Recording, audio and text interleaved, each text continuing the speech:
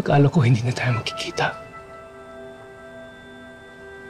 Nagdadasal talaga ako na sana bigyan ako ng pangalawang beses.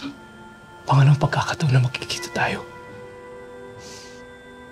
At salamat sa Diyos na rinig ang dasal ko. Paeng, nung nakarecover ako sa trauma ng pagkamatay ni Ama at ni Papa, ikaw lang yung laman ng isip ko. Pakaya na meron!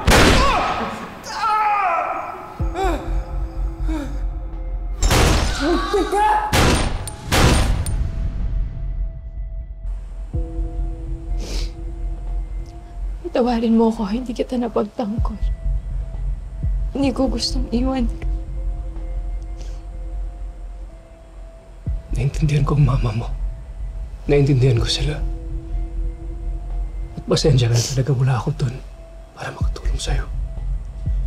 At dumaan ka sa mga bangungot na yan dahil wala ako sa tabi mo.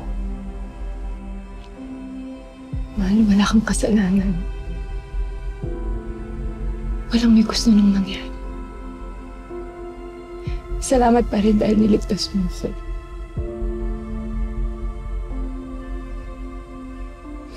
At salamat bumalik ka. Salamat. At hindi na ako lalayo sa piling mo. Tumakas lang ako kay La Mama.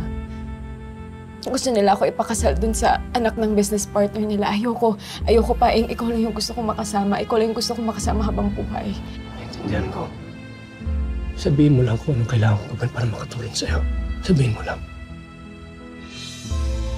Gusto ko magpakasal na tayo.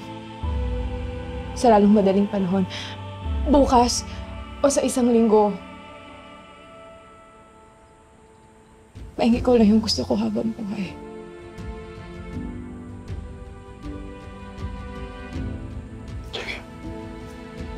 Sige.